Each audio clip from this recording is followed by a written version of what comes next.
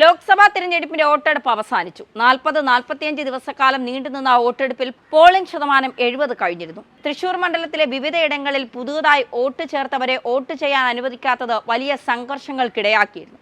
അവരെ വോട്ട് ചെയ്യാൻ CPIയുടെയും ഇടതുമുന്നണിയുടെയും പ്രവർത്തകർ അനുവദിച്ചിരുന്നില്ല.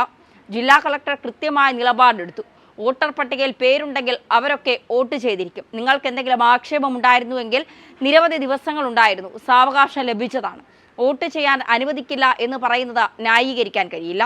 അവരുടെ അഡ്രസ്സ് പേര് മാറ്റി തൃശ്ശൂരിലേക്ക് അവരുടെ വോട്ട് ചേർത്തു. അങ്ങനെ 10,000-ലധികം വോട്ടുകൾ BJPക്ക് ലഭിക്കുമെന്ന ഗുരുതരമായ ആരോപണം CPM നടത്തിയിരിക്കുന്നു. അപ്പോഴേക്കും ഇതൊക്കെ കണ്ടുപിടിക്കാനുള്ള സംവിധാനം എന്തുകൊണ്ട് ഇടതുപക്ഷത്തിന് ഇല്ലാതെ പോയി എന്ന ചോദ്യത്തിന് മറുപടിയില്ല. കേരളത്തിലെ ഭരണ പാർട്ടിയാണ്, കേരളം ഭരിക്കുന്നവരാണ്. അപ്പോൾ തിരഞ്ഞെടുപ്പ് കമ്മീഷനുമായി ബന്ധപ്പെട്ട വിവരങ്ങൾ കൃത്യമായി പരിശോധിക്കാൻ കഴിയുന്നവരാണ്.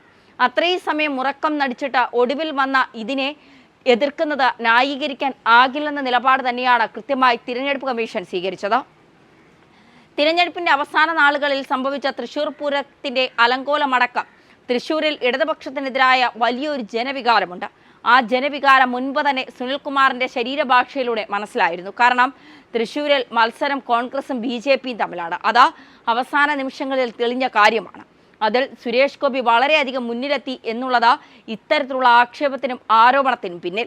കേരളത്തിലെ തൃശ്ശൂർ കൊണ്ട് ഒരേ കാര്യമാണ് പറയുന്നത്, അതായത് അവിടെ വിജയിക്കുക സുരേഷ് ഗോപി ആയിരിക്കും, അവിടെ വിജയിക്കുക BJP ആയിരിക്കും.